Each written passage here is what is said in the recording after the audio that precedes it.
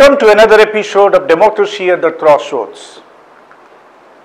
Our continuing focus is on ongoing elections that will determine the future of Indian democracy. Will Narendra Modi get a third term and complete the unfinished agenda of creating a Russian prototype in India? That will be decided on June 4. Crystal ball gauging about election outcome is a dangerous proposition. Quite a few have eaten an humble pie doing that. Pollsters have a different skill set. They follow an established procedure to gauge public opinion. They sometimes go wrong. That's part of the game. But it's dicey when one predicts on the basis of anecdotal evidence. The assembly elections last December was a clear pointer. How many people lost their faith doing the forecast those days? But nevertheless, we all who are political animals keep doing it. But we generally do it in our drawing room discussions. When some do it on a public platform, they run the risk, they run the danger of getting a blackfish. Politicians have a thick skin. Modi Shah company had loudly proclaimed that lotus should bloom in West Bengal assembly elections. दोष और पार was the slogan. कार्यकर्ता बातों को समझते हैं, मुझे भरोसा है यहाँ जीतेंगे। यहाँ पूर्ण बहुमत की 200 सीटों से ज्यादा सीटों वाली सरकार भारतीय जनता पार्टी की बनेगी और मोदी जी के नेतृत्व में गरीब कल्याण के जो काम 10 साल से नहीं हुए वो सारे काम होंगे।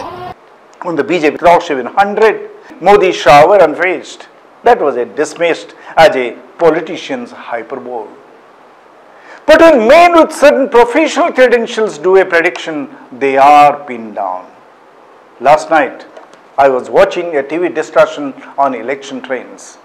Rajdeep Sardesai was the host. Yogendra Yadav and Dr. Surjit Bhalla were the panelists.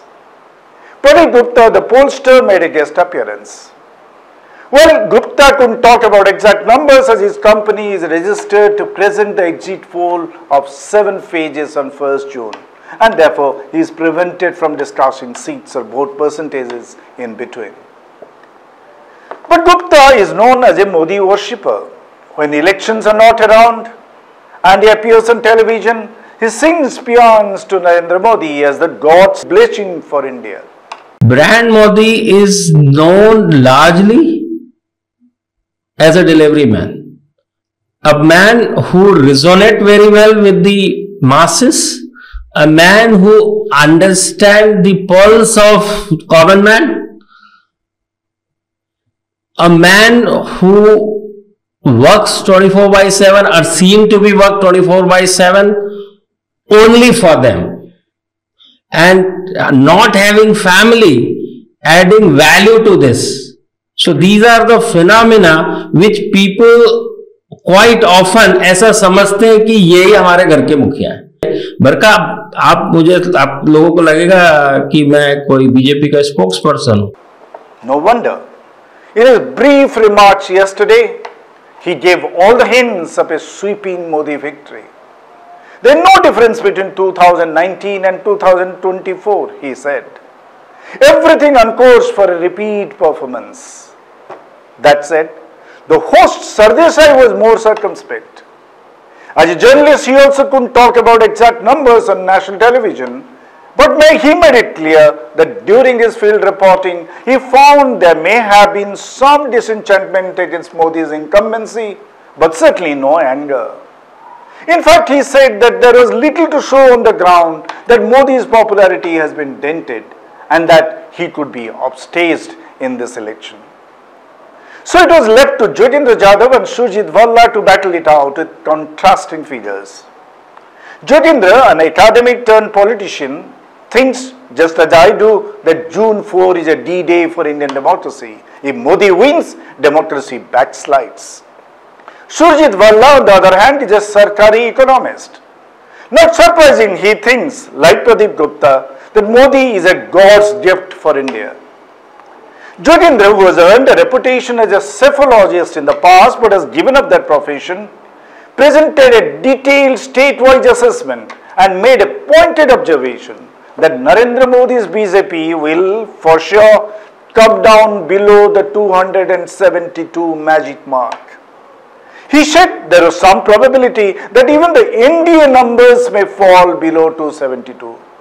My assessment today is that BJP, it's not only possible, BJP indeed is below 272 as of now, things the way they are going. My assessment is that they are below 272, and for the first time it has appeared to me that NDA could be below 272. That's an unsettling statement to make when 400 par is the buzzword for BJP. Yogendra says he has come to this conclusion by travelling extensively in different parts of the country. He is a known critic of Modi, but that he is sticking his neck out by giving these exact numbers, that surprised me. After all, his professional credentials as a public intellectual precedes his current avatar as a political activist. So lot is at stake for him as to what he says. Surjit Bhalla on his part presented a contrasting thesis. He went a step further in Gupta and said, India of 2024 is much better than 2019. So Narendra Modi will get a bigger mandate this year than last time.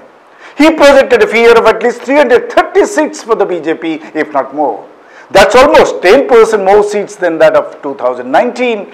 But basically, the economy, every sign of the economy, every data point that we received on the economy is reinforcing that it really is doing very well. So I'm afraid I don't see much reason to bring down or to change my forecast in any way. It remains 330 to 350 for the BJP on its own. Who hits the bullseye?